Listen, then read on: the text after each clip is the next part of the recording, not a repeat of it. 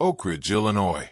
A postcard-perfect suburb where neighbors wave, mailboxes wear American flags, and bedtime stories end with kisses and prayers. It was the kind of place parents believed their children were safe. But in April 2013, that illusion was shattered. When 34-year-old Claire Monroe returned home from a short dinner party, she expected to see her daughter Lila asleep upstairs and Melissa Tate, their trusted babysitter, waiting with a smile. Instead, the house was silent. No Lila, no Melissa, no goodbye note, no signs of struggle.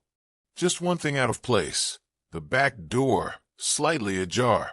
Melissa Tate was 17, a senior at Oakridge High. She volunteered at the library, sang in church choir, and had glowing references from several local families. The Monroes had used her for over 2 years, and she adored little Lila. But what Claire and her husband Jake didn't know was that Melissa wasn't just babysitting. She was watching, studying, envying.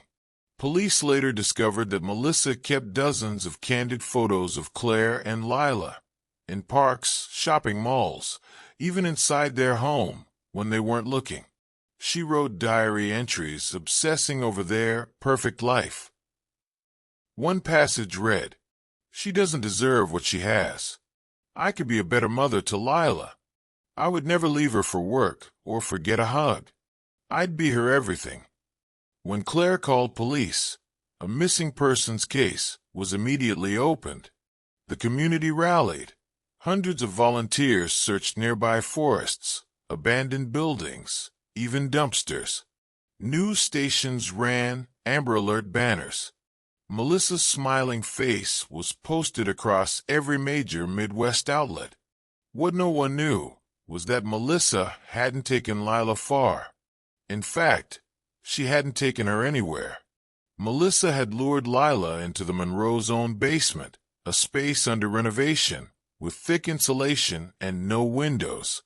It had recently been fitted with soundproof drywall. Melissa knew this. She'd helped move furniture down there months ago.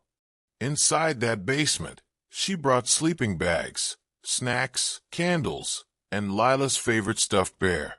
But this wasn't a sleepover. This was a delusion in motion. Over the next 4 days, Melissa kept Lila underground. She told her they were playing a secret game, pretending they lived alone. Lila, confused but trusting, went along at first. But things quickly darkened. Melissa changed. Her tone became harsher. She snapped at Lila for forgetting lines or not smiling enough.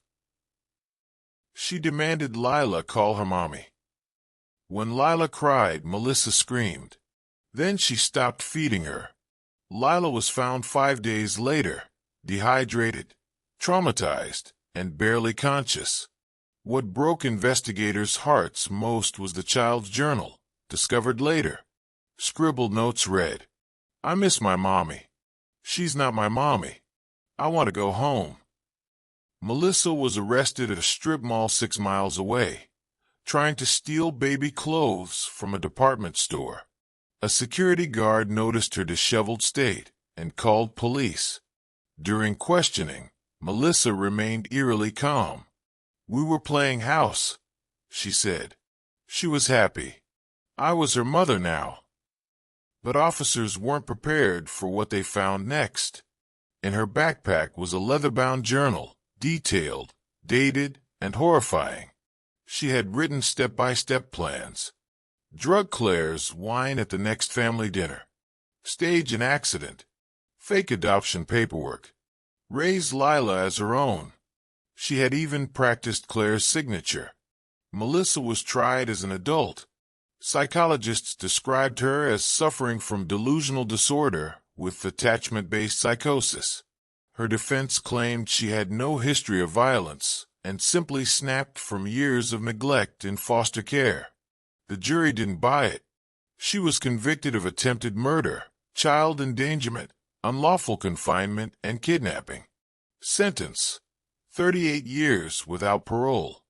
Lila, now in therapy, would go on to recover physically, but emotionally, scars remained. Claire later said in an interview, "I let that girl into our home. I let her near my daughter. I'll never forgive myself for not seeing it, but how could I?"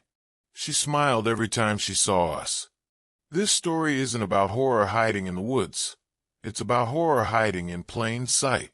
The sweet babysitter, the polite teen, the girl next door who smiled a little too much. Melissa's face was familiar. That's what made it terrifying. In her mind, she wasn't kidnapping Lila. She was rescuing her, creating the life she thought she was owed. In reality, she destroyed one. We trust people with our homes, our kids, our routines. But as this case proves, trust can be fatal when placed in the wrong hands. The Monroes never moved back into that house. They sold it 6 months later. The basement was sealed permanently. And Melissa Tate? She never left Oakridge, because now she'll never leave prison.